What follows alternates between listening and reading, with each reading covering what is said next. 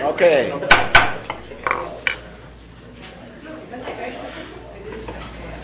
So I'm going to do the roll call for the Ann Arbor Downtown Development Authority Wednesday, October 5th, 2011 meeting. Newcomb Clark. Here.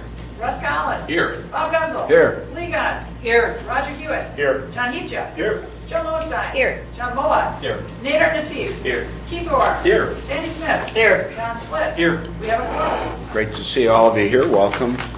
So I went away and I got elected chair of this group. Thanks, Bob. So I won't be taking a vacation for a while.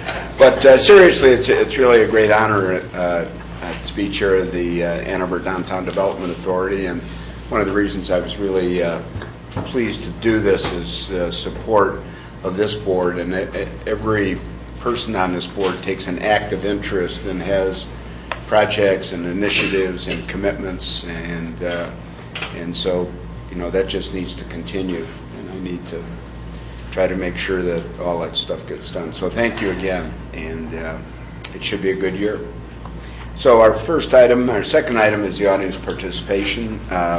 We have 4 people max for 4 minutes each. So is Franz Vorenkamp here? He signed up, but I don't see him in the audience, so we'll move to John Teeter. John's here.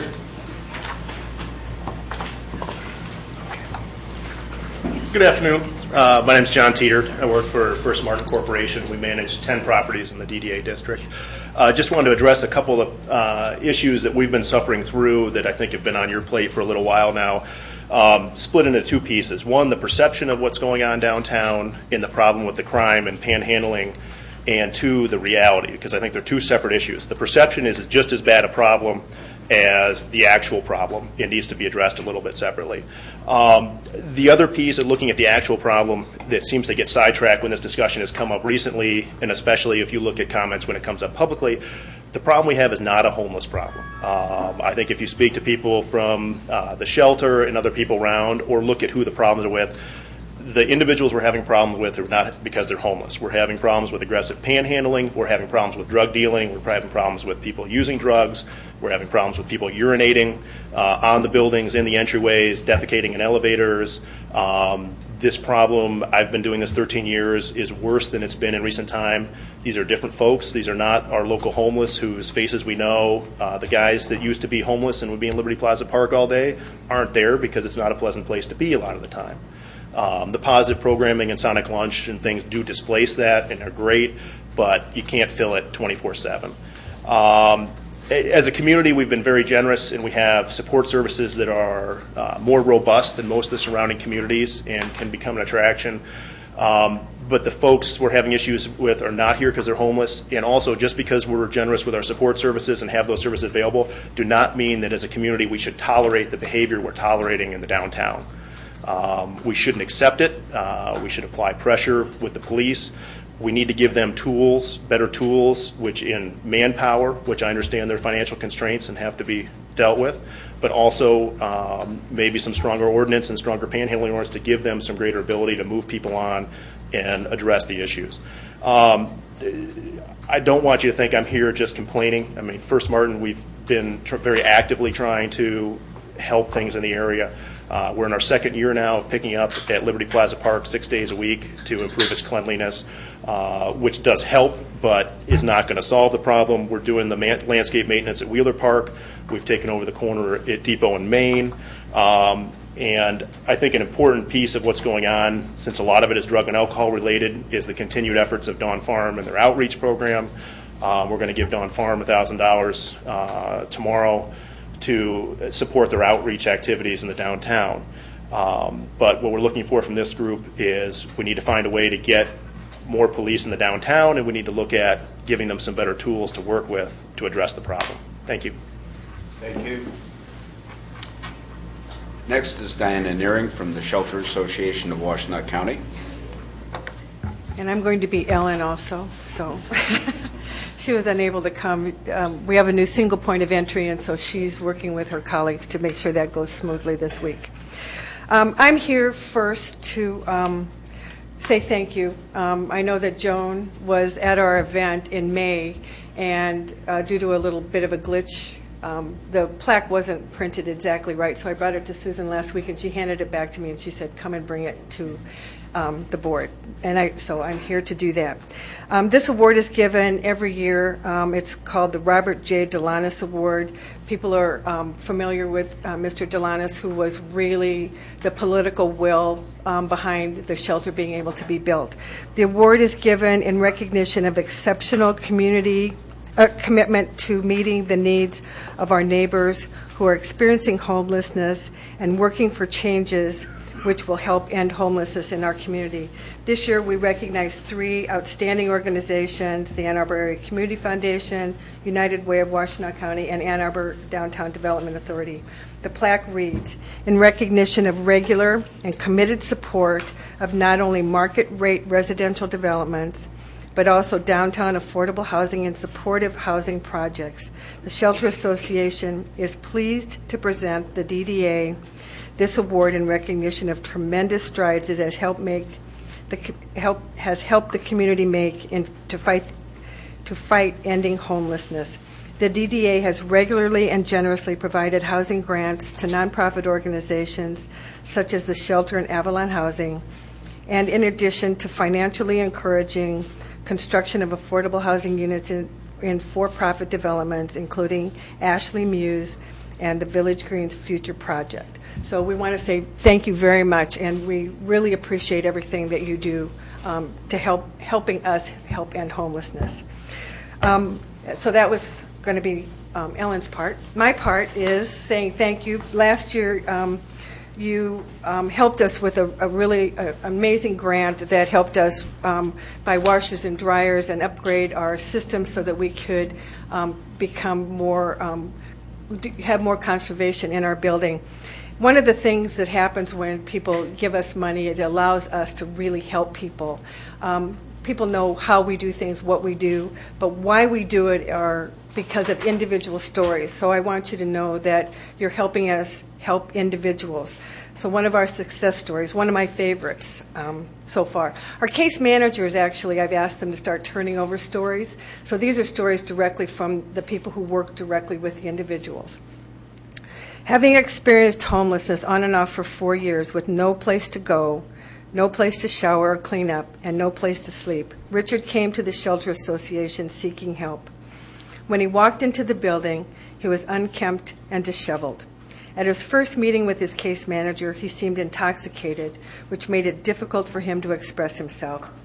His case manager soon realized he was not intoxicated, but his communication problems were due to developmental disabilities.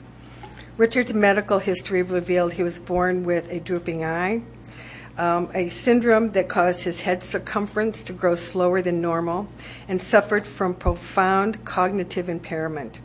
His school records told the story of a young man with an IQ of 58 who had been in special education K through 12 and suffered bullying all the way through school. With all of these problems, Richard managed to work his way through life doing manual labor jobs. Employers did not keep him long, telling him, "We just don't have any work for you anymore." This is the man who at 45 years of age walked into the Shelter Association. How lucky was he that he came to an organization that could recognize his barriers and help him. Once his case manager recognized his barriers, he did help him. He helped him with a Social Security disability insurance application, sought his medical records to support the application. And because of his diagnosis of mild retardation, which was a result of his IQ testing, he was able to get that insurance. Once his benefits were on the way, Richard met with our housing coordinator, who assisted him to find an apartment, secure bridge money so that he could move right away even before his benefits were to start. Richard is currently living in his own apartment, reunited with his sister, who is now helping him to pay his bills and pay his rent for the first time in more than 4 years. Richard would like to be working. He's seeking part-time help, but he no longer has to depend on this. His development disabilities have been a lifelong challenge, but now he is receiving the help he deserves and will never fall through the cracks again.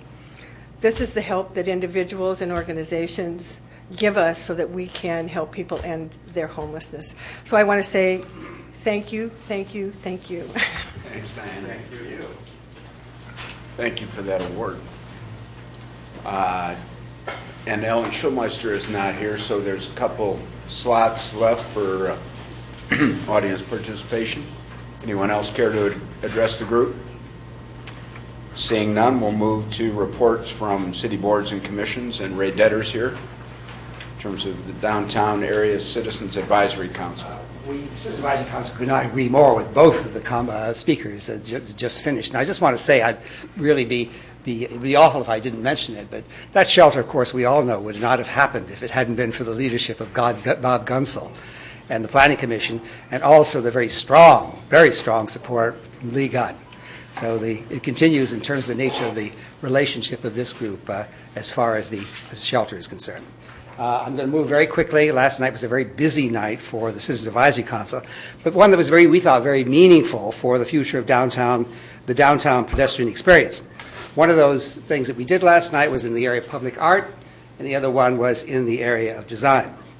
And we began our meeting by gathering with really what amounted to over 200 of other people celebrating the installation of the Herbert Dreisaitl water sculpture in our new municipal plaza. And Mayor Heecher gave a very inspiring speech on the value of Ann Arbor's percentage of art program and public art in the downtown and the entire community, as did Marcia Chamberlain, chair of the Public Arts Commission, and Margaret Parker, the retiring chair of that group, who's provided leadership for years. And we members of the CAC could not agree more with regard to the comments that were made last night. For 20 years, as a matter of fact, the Citizens Advisory Council has supported the percentage of art concept. Marcia Chamberlain is also, in addition to all of her other activities, a member of the Citizens Advisory Council for the downtown area.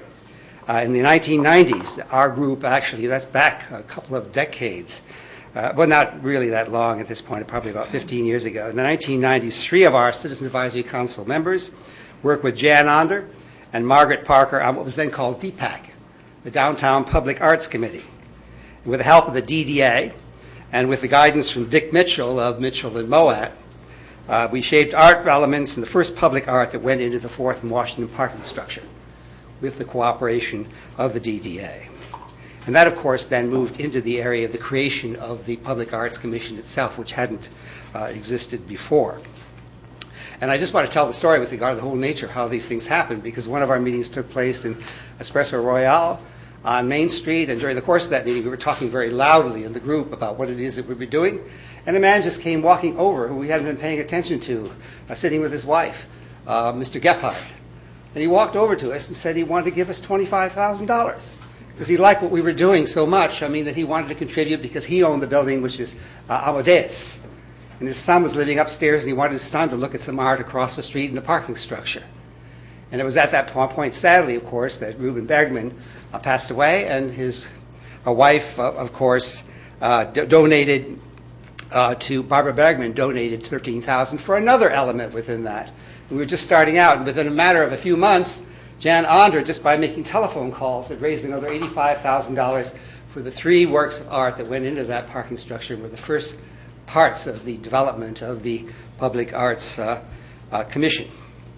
After the dedication last night, which was really a wonderful event, on our new municipal plaza, we then, as a group, retired to the council workroom, which we had scheduled. It was right next door to the city council meeting itself, our room itself, and we began to discuss the issue that was up that night before the Planning Commission, and that was the varsity project at 425 East Washington.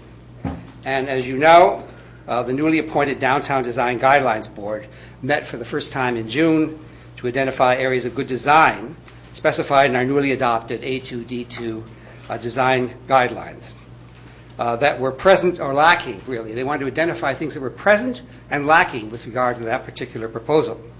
And the Design Review Board did really an excellent job, but appearance before the board, of course, we know is voluntary. Compliance to the suggestions made by the board is voluntary, is mandatory appearing before the board, voluntary with regard to doing it. And, of course, we've been meeting ever since then with them. They've done a superb job in terms of making improvements in it. And I just want to say that both that element of design that we're working on at this particular point, and also what it is we're doing in the area of art are going to make the pedestrian experience in downtown a heck of a lot better than it's been in the past. Thank you. Thank you, Ray. Any other reports from city boards and commissions? Seeing none, we'll move to one of our main items. Oh, Can I sorry, interrupt John. just a second? Sure. One of the things, you weren't here last week, I suggested that one of the committees take up putting in a agenda items so that board members would have a chance to respond to comments that were made. And if you could indulge me for a second, this is a very good time to do that. And I just wanted to report on a meeting that we had Go ahead. yesterday at the Downtown Marketing Task Force Please do. that was in this room. We had Mr. Teeter was there, and we had a good discussion about downtown issues. He said pretty much the same thing he said today. And that came out during the discussion. John didn't say all that. Police Chief Jones was there. Business associations were represented. And I thought we had a good discussion, not only about panhandling and some of the issues downtown, but also about alleyways and the frustration that some people have with those. And so I met, mostly that's with the businesses themselves that aren't taking care of their dumpster areas and things like that. I met, as I always do today, with the police chief. We met for an hour along with Deputy Chief C2 and came up with some strategies. Chief's been working on this ever since yesterday, obviously, and for many months previously. And I think we came up with some good ideas, and we're going to be announcing some things in a couple of weeks. There's going to be an increased effort. One of the things that we found out yesterday, and what's happened in the past when the police community standards has gone out into alleys and ticketed people for not taking care of their dumpsters and things like that, there's a lot of pushback from businesses. Why are you picking on us? Why are you doing this? And we said that's going to happen. And the business association said, okay, we'll stand behind you on that. So at their urging, we're going to pick up that effort. We will give a couple of weeks' notice. The date we targeted is going to be in November, so that you will then see community standards people taking a proactive stance. They go through the alleys and to look for violations, and tickets will be written. And so we want people to know that well in advance, and we'll put that out there. Also, a stepped-up enforcement of graffiti ordinances. There is a graffiti ordinance in town, and again, businesses will push back on that, and we understand that. But the group called for that yesterday, and the city will follow through on that. So sort of a push against all that stuff. We talked about strategies today, and they're working very hard on some new strategies for dealing with some of the issues that Mr. Teeter talked about. And again, I think as he said, and as our own Russ Collins was quoted last week saying, the perception is perhaps somewhat worse than the problem itself, but they are equally meaningful. So in the eyes of folks coming downtown. But I just wanted to get out there that the marketing task force is addressing these issues, and we'll have an announcement coming up about some increased enforcement in the downtown area, and we want to make sure that everybody gets adequate warning of that so that nobody can say we didn't tell them. And that'll be coming up soon, and the police department is actively working on some issues. We talked about several ideas today that would help with the overall situation downtown. We are fortunate that issues we are focused on, I guess, in some ways, compared to other cities, are relatively minor. We are having a banner year for the reduction in crime, and that is going very well. And there's some irony in the fact, as we talked about yesterday, that there's just a couple of things. This particular thing in the downtown area and the problem with the individual who is perpetrating assaults on women. Other than that, it's been a very good year, and both of those are difficult to deal with, but police force is working actively to do that. Appreciate that information. Will the marketing task force be meeting monthly then? Are you back? Yes, we are back. The marketing task force had been suspended for a while because it was staffed by the political relations person from the Ann Arbor Chamber, and there was a change there, and it took a little while for them to get back in a position to do it, but we decided that we will meet 9 times a year. It was nice to have DDA members there yesterday, and city council members. There were 3 of us there, and council members Smith and Briere and myself. And we are going to meet every month except for August and December. July, August, December, we will not be meeting. Art fair and everything going on in the summer. But other than that, we'll be on task. Good news. Thank you. Okay, now we want to move into a presentation that some of us saw in committee that was very impressive, and we wanted to share it with the board and the public. So Nancy and Amber, The two of you are up to talk about transportation options for downtown employees.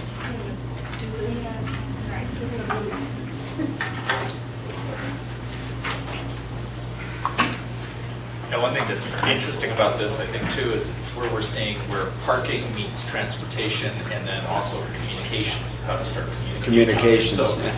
you know, one of the things that we've been talking a lot about is how to have different groups from different points of view sort of cross-pollinate. And so I think this is a great example of it, and then how to communicate it well. So that this is a great sort of first step in that direction. Thank you, John. Well, since the parking and TDM plan in 2010, you've continued your efforts to support a menu of transportation options using parking dollars, particularly those focused at evening employees, as you can see from this list here. And where we could all use some improvement is in communication of those options. So regardless of what happens in changes in parking management, this presentation is a step in that direction. And just to give you a sense of scale, approximately 10% of the businesses downtown are open past 10, which means hundreds of employees are looking for evening options. Nancy took a look at the GoPass swipe data, and in August there were 8,000 rides taken between 6 and 10. So that's hundreds of rides each night. Again, we're talking about a lot of people traveling in the evening, and a lot of people are relying on their GoPass, the program that you support, to get around. And just one more closer look, she dug a little bit deeper and took a look at some Main Street area businesses that are using their GoPasses in the evening. And you can see that on average, about 50% of the passes that they have are getting used. Getting used in the evening. Getting used in the evening. I think it's, for some of these businesses, it's closer to 100% are getting used if you look at the full day. Okay, so now into the fun part, and the part where we're going to ask for your help. We're going to want you to think about who are these evening employees and what are their options. And this is Susie. So say hello to Susie. She's a EMU student. She works at Arbor Brewing. And you can see Susie loves her bike. She loves her bike because it allows her to exercise and it allows her to park for free downtown. And when Susie uses her bike into the evening, she often sticks to well-lit paths like the one along Washtenaw. And Susie doesn't often work past about 10:30. And so when she doesn't feel like riding her bike, can anyone suggest an option that might be good for Susie? Put her bike on the front of a bus. That's right. Susie can use her GoPass to ride the bus. And you can see she loves her GoPass. She's thinking about how much she loves the bus. And she also loves the DDA. And that's because with a grant from the DDA, her employer can purchase the GoPass at an 86% discount. And she has access to the bus for $10 a year. Okay, now meet Christine. Russ must know Christine because Christine works at the Michigan Theater. And Christine finds that she does work past 10:30. And She has a mean boss. that's right, she has a mean boss. And typically she likes to use the bus, but she knows that the buses don't often run past 10:30. So what option might work for Christine? Night ride. That's right. Christine can use Night Ride in the evening.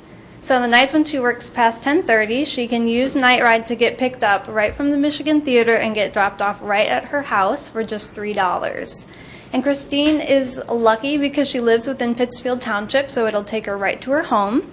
She does have some friends that live in Ypsilanti past Gulfside, and they've become savvy, and what they do is they will park their car at a park and ride, and they'll take Night Ride to and from that park and ride, and they can still park for free.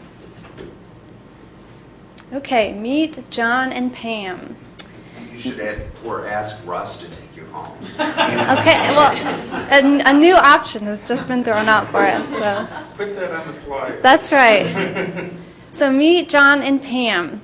John and Pam sometimes work the same shift, so they'll carpool.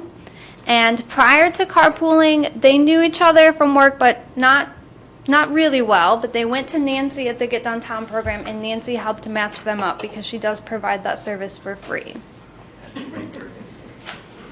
Now, yes, not on a date, but as carpool buddies. That's right. And so John and Pam don't always work together. So what is a good option for John and Pam if they happen not to work together, but they still need to drive and they need an affordable option in the evening? You get the pass. That's right. They can use the off-peak parking permit. And the off-peak parking permit is available for $30 a month, which is fantastic because with just 4 evening shifts, they've already paid for the permit. And they've discovered that they love coming downtown so much that this permit also allows them to come downtown for evening entertainment when they're not working. Can anyone think of some other affordable parking options aside from using this permit? Other half-price meters. That's right. So depending on which area you work at, there are some cheap options for you. There is a $2 flat rate entry at Ann and Ashley, a $3 entry at 415, free parking, that's right, free parking, in First and William after 6, and then access to some half-price meters. And the Carytown area has access to much of those same options. And there's Susie, so she knows that if she's not riding her bike or taking the bus, she has some other options.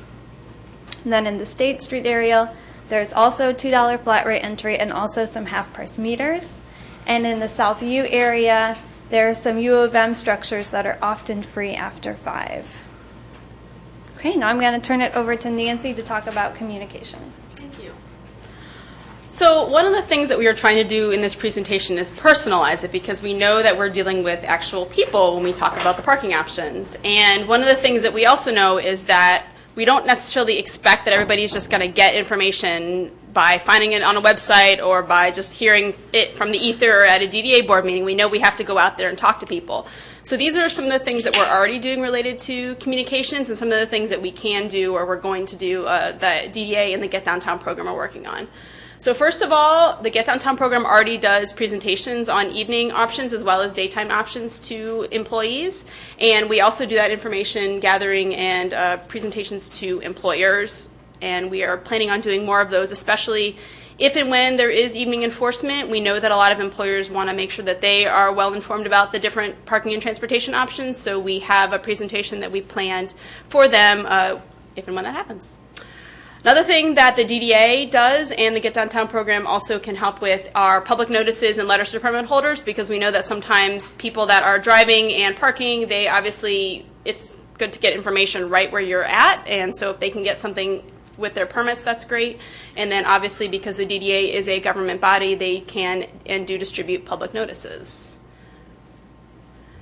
Of course, everybody is very savvy online, especially a lot of our downtown employees who happen to be, many of them are young, many of them are students, and they want to get their information in an easily digestible format. So what we've talked about doing is we want to integrate the different websites that we have right now related to parking and transportation. So there's the RIDE website, there's the DDA website, the Get Downtown website, and we've been talking about how can we create a universal one-stop shop, a one place on each of these pages that has the same content that would allow somebody to say, hey, I'm an evening employee, what are my options?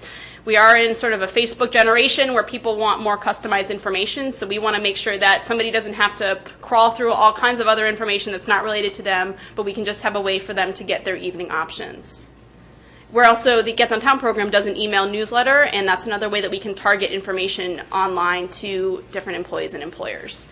One of the other things that the Get Downtown program had created is a commuting options brochure for the 4 different parts of downtown, and we can also customize that so that it's specific for evening employees working in the 4 different parts of downtown. Because again, if you work in Carytown, you're not necessarily interested in what's going on in State Street. You want what you want in a nice format, and we can put these, create these as PDFs and put them on all of our different websites to make sure that people have that information. Including on that would be the parking options map, as well as the different options that are available.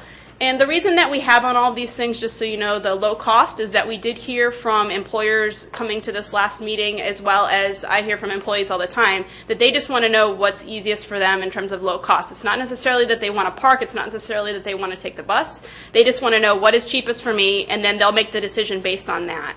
We do know that other people want to make choices based on convenience or based on how close it is to wherever they want to be, but we know for downtown employees it's really about the low cost options, so that's why we're really framing everything in that way.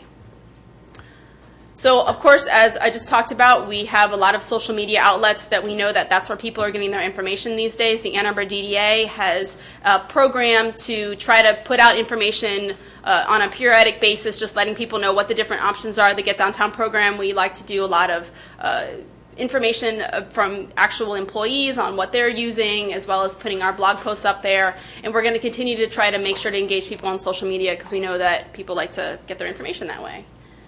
They're on their phones right now, maybe, I don't know. Finally, we also recognize that, again, we need to put information where people are. So as much as we can put information on parking meters, we can put information by the bus stops, we can put information in places where people go so that they don't have to search for it when they are trying to figure out what their different evening options are, the better. So another thing that the DDA has proposed is putting more information on some of the e-park meters to make sure that people know what's going on in the evening, as well as for those discount meters, where they're located, how much they are, just to make it a little bit easier for people to understand that. So that is our presentation. Thank you very much. John, you want to add?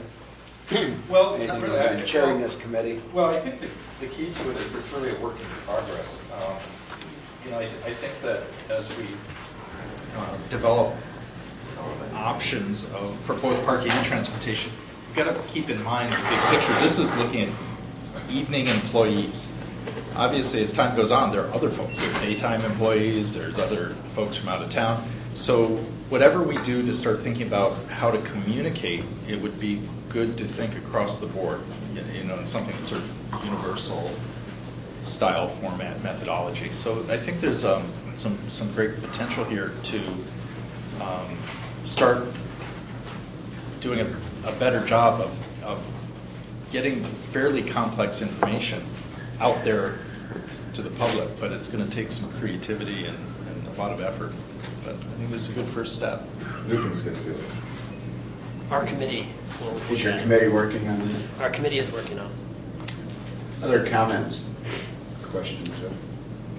Nancy and Amber? I'm just wondering how this positive message is going to play in the media.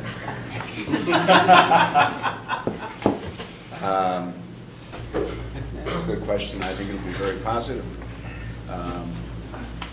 And that's it. And they've tackled a really big issue. And John, I know it's only part of the puzzle, but it's a huge issue for downtown and the employees, and in some cases volunteers who come down here, about how we make sure they can get home safely and in a convenient and cost-effective way. The other aspect to always keep in mind too is the benefits for other folks who are coming to go to restaurants and so forth, not taking up parking spaces and all those other things. So it's going to be an important coordinated effort with the employers too, to encourage the use of the program, and whether it's employers or organizations with volunteers. Okay, other comments, questions? Very well done. Thank you both. Good job. Next, we have approval of the September 7th, 2011 minutes. Will someone move So them? moved. Support. Is there discussion, corrections, modifications? All those in favor say aye. Aye. Opposed? They're approved. Subcommittee reports. We're down to 2 committees now, and there are 3 or 4 chairs. So who's going who's going to present on partnerships, economic development? Joe, you want? Joe? Me too. Okay. What I'm mainly going to talk about is the planning process to frame the redevelopment strategies for the 5 downtown city properties. That was basically the partnerships economic development discussion in our last meeting. So we began by working on the goal statement for this Midtown planning project. And it is to develop the area to its full potential in a way that enhances existing assets and gives expression to community values and downtown planning, which includes Calthorpe, A2D2, and design guidelines. We discussed the formation of a leadership and outreach committee to be a steering committee for this project, and we did this to make sure that we had input from, not just the same voices that we hear all the time, our own, but that we reach out as much as possible. And so they're going to work directly with staff on the project and provide recommendations to the partnerships committee.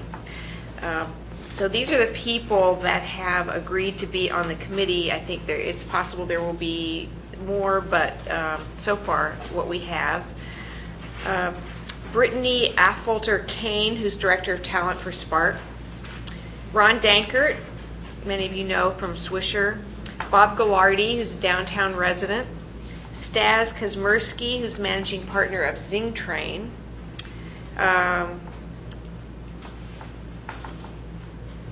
Sandy and I will be on from the DDA. Will be on this committee, and of course we have and John. Sorry, I was trying to match them all up here.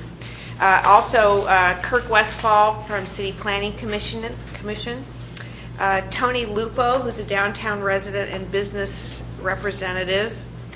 Nancy Shore from Get Downtown is going to be on it too. Hillary Mert, who is an Ann Arbor resident and former store owner downtown. And Bonnie Valentine, who's the marketing director for the Whole Brain Group, and that business is also located in the downtown. So our first meeting is going to be on Tuesday, October 11th at 3 o'clock right here.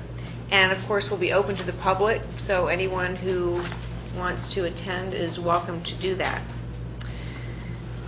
We also went through a process outline and kind of detailed what our deliverables are going to be for this committee. So one thing, these are going to include a defined role for the area, a framework plan that's going to include graphics and the future planning goals and regulations kind of all in one document. Then a decision-making matrix, which is a rating tool to help future project proposals.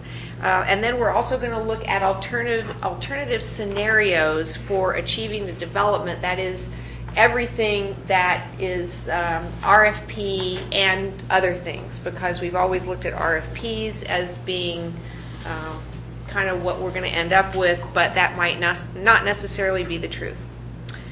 So in addition, for this committee, we have created a communications subcommittee, which is going to be Newcomb Clark and Russ Collins, committee of 2.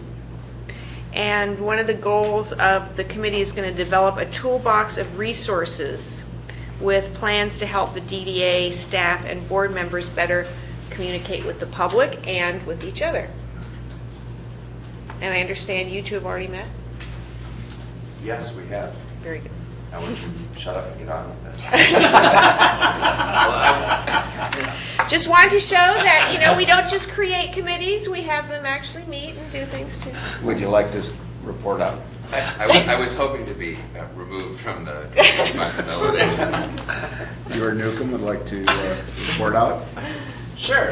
Newcomb, you want to go ahead? Sure. I've already made it last. So. Great communication between us. Stated goals, increase the DDA visibility and the public awareness of what we do and hopefully how we add value. Also, as you mentioned, a toolbox which will be perhaps reactive to certain issues or agenda items or basic course of business that we want to be a little bit more thoughtful in how we communicate it, but also hopefully proactive, and ideally for both Russ and I's time and acknowledgement that while we like to talk to each other, we might not always have the best answer. The plan is to involve professionals that do know how to do this and who spend time either as a living or in their other functional roles. So one of our initial work plans will be to bring in professionals or people of interest to basically look at our situation and give us some feedback and some insights and some thoughts about what would you do? And ideally, will you volunteer to do it with us? So that's the plan, and it will be a subcommittee, and it will be open to the public, and we will report out every month. And we have the commitment from Susan and her staff to, once we've created the toolbox, they'll use it proactively, and ideally not wait for us on a monthly basis to sign off or not sign off on their use of the tools we create for them. Yeah, we're excited about this because the DDA staff is interested in developing these tools and working on the communication plan. So we think that we can make good progress for the benefit of the board, for the benefit of the DDA staff, but most importantly for the benefit of the downtown, which is what we're all about. Joan, were you finished? Yeah, just that our next committee meeting is going to be on October 12th at 9 a.m. Sandy? Could you repeat, what was the date of the lot redevelopment Oh, subcommittee? that's the 11th. That's the steering committee. The steering Steering committee. committee. Yeah, at 3. October 11th at 3 here. I just add that it feels like it's really coming into focus with a clear direction and path of how to go forward. And it seems, and it may seem to others that it's taken some time to get there, but I don't think there's any reason to rush this process. So I'm quite pleased. Great. Questions or comments of the committee? Okay, next is bricks and money and transportation. John, you want to go first with transportation? Sure. I think one of the big pieces of news today is the status of where Get Downtown is going to make their home. As everyone knows, it's been talked about now for a couple of years. It's been a long process. The Get Downtown Advisory Committee has recommended that Get Downtown stay located at AATA, and that basically I think things stay pretty much the way they are in terms of the interaction with the DDA, the city, the AATA, the relationship between the three. There's an interesting opportunity for them to locate potentially at the Blake Transit Center, which would be a good location, and I think it's really as simple as that. Obviously Nancy's here if anyone has any more specific questions, but for a number of reasons it seemed to make the most sense to have them stay with AATA. The other thing is changes to the Go Pass program. I think we've talked a little bit about this, but there's sort of a list of initiatives that have been ongoing. I think a couple of the main ones are the creation of an employer handbook, so that there may be a better, I don't know, Nancy, how to put it, have I guess it's a sort of a part of the toolkit is have something that employers can really use to be definitive with their employees about what their options are and so forth. And the other is the Go Pass increasing to $10 per employee. It hasn't been increased for a very long time, and it's still a tremendous deal. Those are maybe two of the sort of main highlights. Is there anything, Nancy, about the Go Pass program, anything else that sort of is in the works that you want to? No, just that the pass is swipeable, and so we're going to keep, as you saw, the data on the evening employees. We can continue to provide you with information, so we're always happy to, if you have any ideas or thoughts about what you want reported back to you, we can work on that. And also just to report that August we had a record ridership for that month. Since the Go Pass started in 2000, we had more people riding in August than we ever had. So we continue to see very robust ridership, and we also continue to see that even though we increased the price of the pass, It hasn't, as far as I can see, put a dent in how many people are actually purchasing the pass from us. We continue to see new businesses that call us up all the time, and our phones are still ringing off the hook to get more passes. So clearly it's an important value. And also, just to piggyback off of our presentation, the night ride service is going to increase to Ypsilanti very soon, which will be very important for many evening employees that do work in Ypsilanti, because we know that there are a fair amount.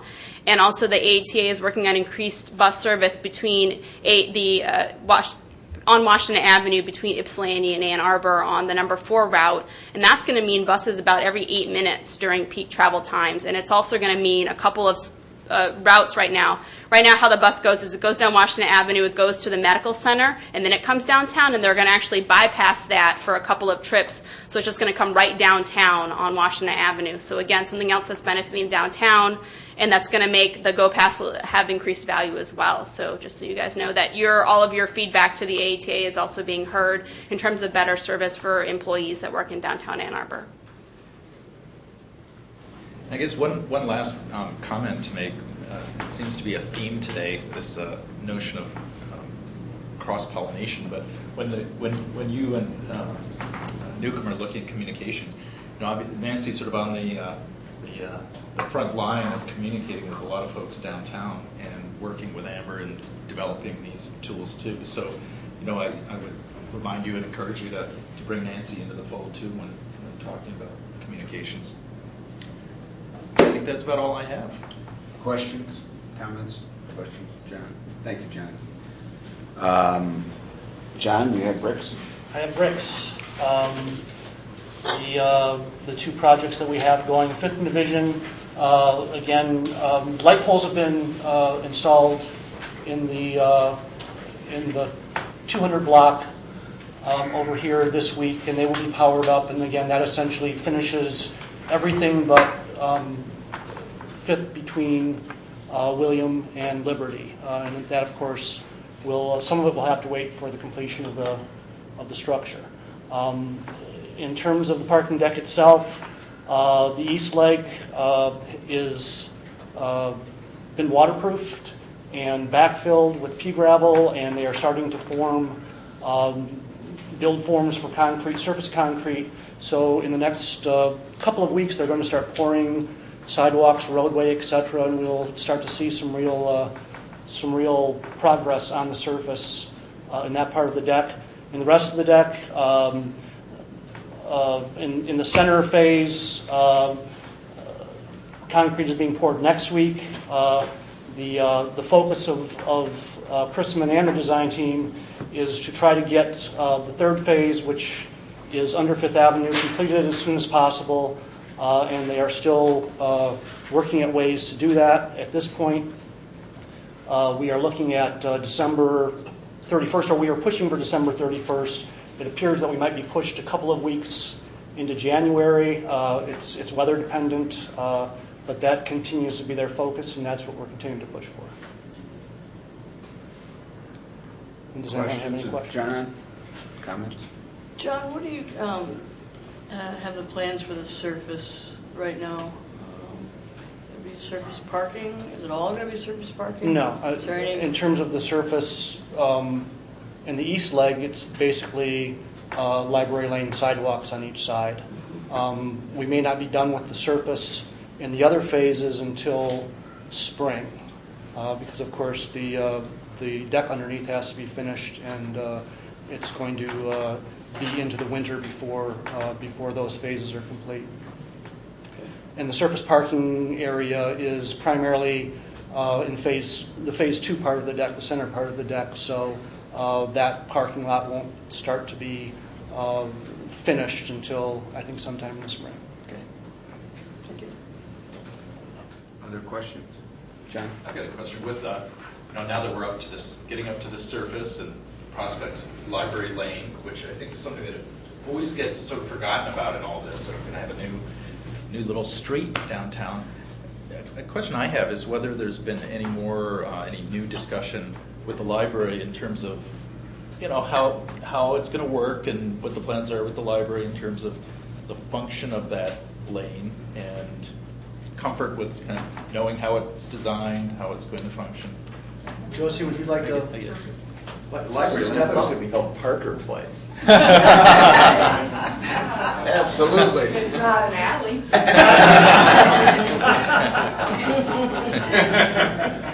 Just be careful. Thank you, Susan, and thank you, John. For the moment, because there's not a new library being built, what we're doing is working closely with Susan and with Adrian and Chrisman on how to redesign the front, of the existing front of the library to be able to get people easily and comfortably from what will be Library Lane as it's designed, for pullouts for buses, for the vehicles that carry school children and people with disabilities, the way it's designed, and have people move right up into the building from the north with the building as it is now. So part of the plan, and I hope I'm not preemptive, everything that's on the front of the library now will be torn off as part of the finish work of the 300 block and redone so that there are inclines to, not everything. The south incline will stay. The south incline will stay. A north incline will be put in. Covered bike parking will be put in. Steps down straight out of the library toward Fifth Avenue will be included with rails for the parking that will be there in front, because now there's not parking. So that whole front of the library will look different when this is finished, but it isn't the front of the library that would have been there had there been a new building. But we're working really hard with the DDA and with Chrisman to make that work in the way that capitalizes on Library Lane so that it's not a wasted effort in this interim until we know what we can do about a new building. So thank you for that. Yeah, that sounds great. So hopefully that'll all be happening. When they talk about the work that has to happen at 300 block, it includes all of that work right in front of the library, and it's an addition. So that's what we're working on. And we appreciate it very much. I have to say, from the library board, the participation and cooperation, that the participation the library has been offered in the planning of this, we respect that and we're very grateful for it. And also the attention that's been given, and I'll just take the opportunity, the attention that's been given to us by the DDA, by Chrisman, by Adrian's group to accommodate library during all of this has been outstanding. I mean, you can imagine when you walk in down there what the impact this has been on the people who work there and the people who visit there. It's different for us. We're not in business in the sense of a bottom line. So our neighbors down the street have different impact. The use of the downtown library really has not declined during all of this, and so it's good for you to know that. So thank you for the opportunity. Thank you. Thanks, Josie. And I would like to also let everyone know that the goal is we may not get the sidewalk on both sides of the street complete before spring, but our goal is to get that east side of the sidewalk worked on and open first for both the library and the businesses on that side of the street. I'm also hoping, and I don't know if, Susan, you've had any more communication with Amy Sullivan from Chrisman about a tour, and it won't be next week, it will be the following week when we don't have any normal committee meetings scheduled. And I was asking for a Wednesday, knowing that most of us, that's a day that's good for most of us. But again, as soon as we get that firmed up, we'll let everybody know. Thank you, John. Roger? Okay. You got the money part? Still got a little, yeah.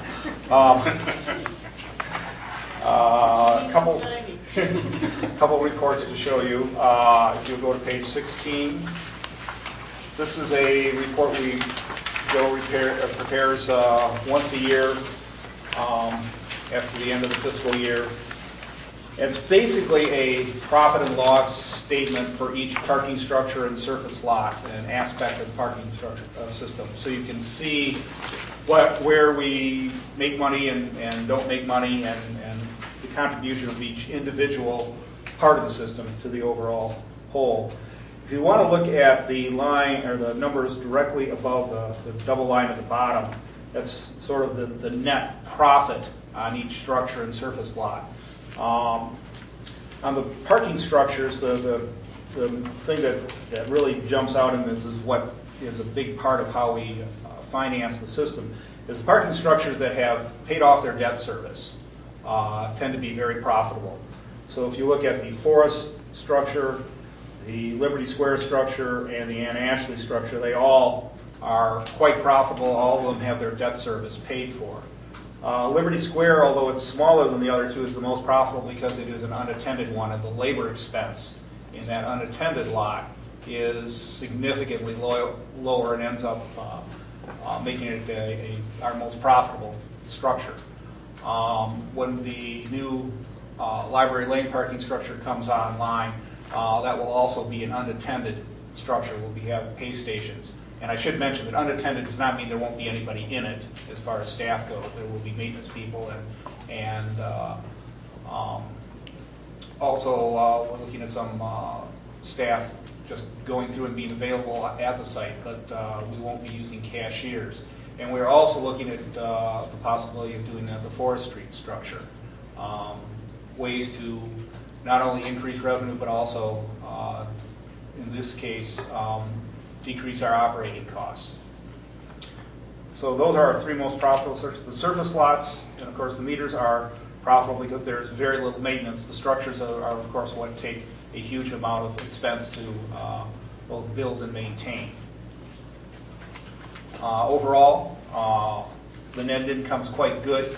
That will change when the library lot parking structure comes in and we have the bond costs for that structure folded into this. But that is, of course, something we knew was going to happen for a long time now. So I'll be glad to answer any questions with Joe's assistance on this. But as you can see, just about everything makes at least a little bit of money in the system.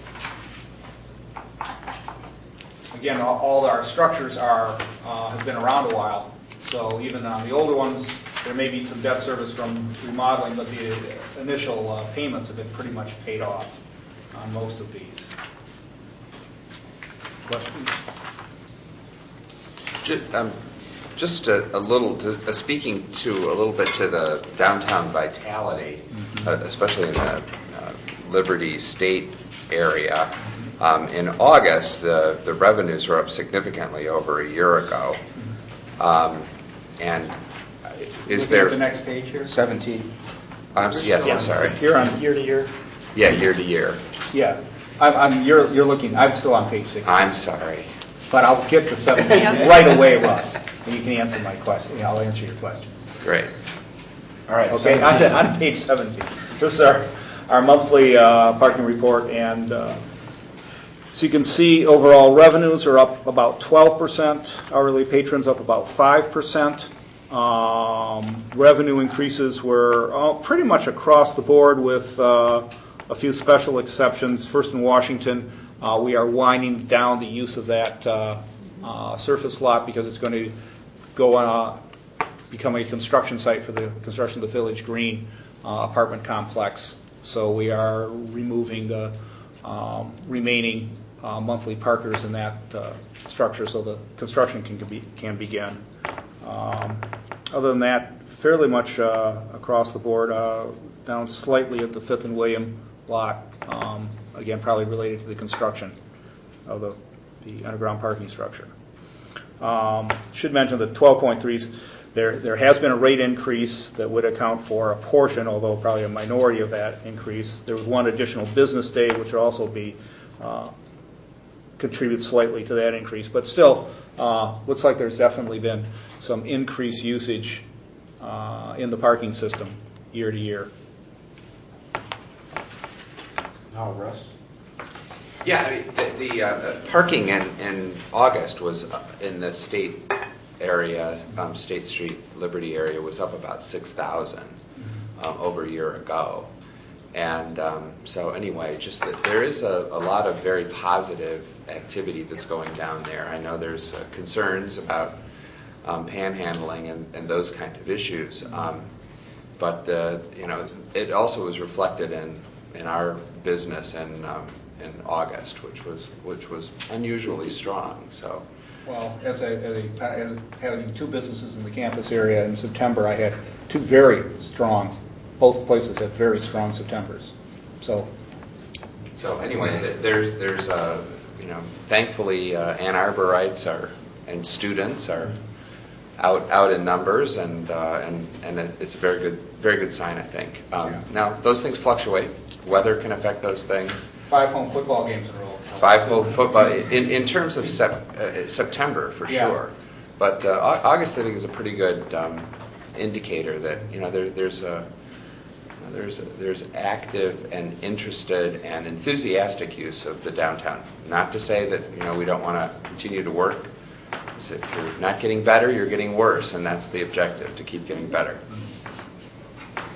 John? Just on that, during the marketing task force meeting yesterday, the representative who was there, Tom Haywood from State Street, said that despite some of the smaller businesses that were closing and there was some turnover going on, that State Street business was booming.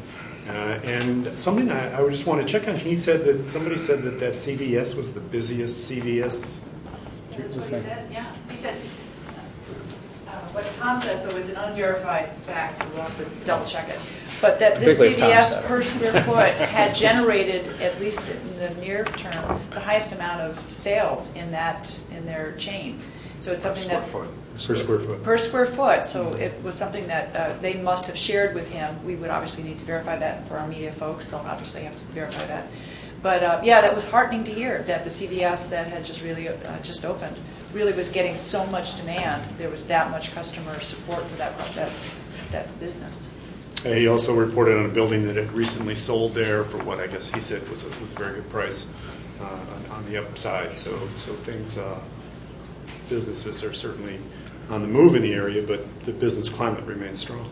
And anecdotally, when one of the John Leidy's shops closed several years ago, we looked to put in a penny candy store in that storefront in association with our concession stand, and we did some research, and we couldn't find that particular business was going to be supportable, even though it was just extending something that we would normally do. So I wasn't very surprised when the This and That store in particular found it difficult to make it in that location.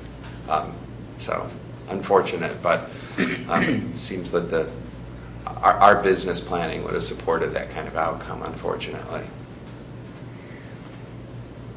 Other comments? I just John? want to say I appreciate the focus on the State Street area. I'm pleased to see Fourth and William numbers up as much as they are. That's encouraging. Yeah, being our largest structure. Other questions? Roger, were you done? Yeah, other than our next committee meeting will be October 26th, at which we will have a discussion of our presentation to council on the changes we anticipate making in the parking system in the next calendar year. We've had some internal discussions. We've met with some representatives from downtown, and we'll be putting those on the table of the committee meeting to have what I'm sure will be a robust discussion of what we plan or would like to implement in the coming calendar year. We are trying to balance the desire to implement as much of our parking demand management as possible with the need to make sure that our finances are in solid shape and we are able to meet all of our financial commitments. So should be an interesting committee meeting. And that working session with City Council is scheduled for November 14th? November 14th, we'll be doing the presentation to Council. Anything else with Rick's in mind? Susan, anything on the sidewalk millage? No, just other than there was a discussion. Yes. So there was a general discussion. Members of the committee have just been brought up to speed that there is a couple proposed millages on the city ballot this November. One is a renewal of the street millage. One is a proposed 1/8 of a mill for sidewalk repairs. The understanding that we had and was discussed was this would enable the city to take over some of the repairs which at this point have been given to property owners, and these dollars would be spent throughout the city. And what was specifically talked about at this committee meeting was the exclusion of much of the DDA from expenditure of some of the dollars.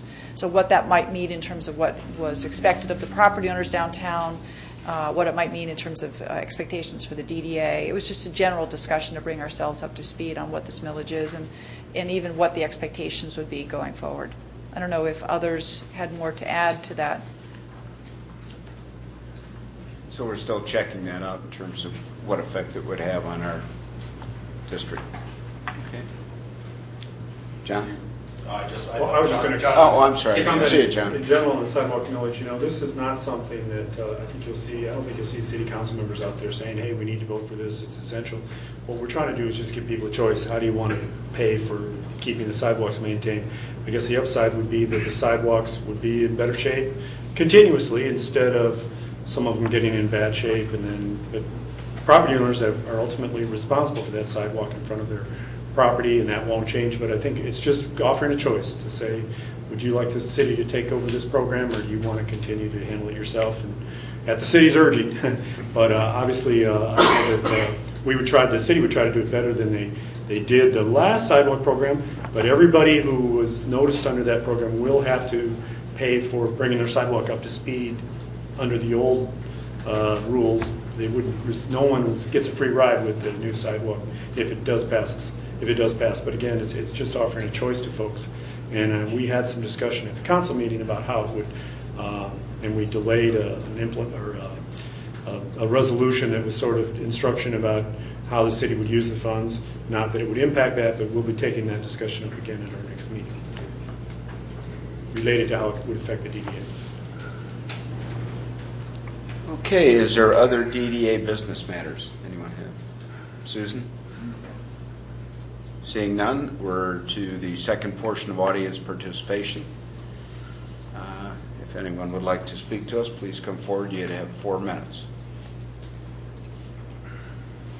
Seeing none, is there a motion to adjourn? So moved. Support? Support. All those in favor say aye. Aye. Opposed? We're adjourned. Well, you're good. Yeah. All right. I don't think I'd be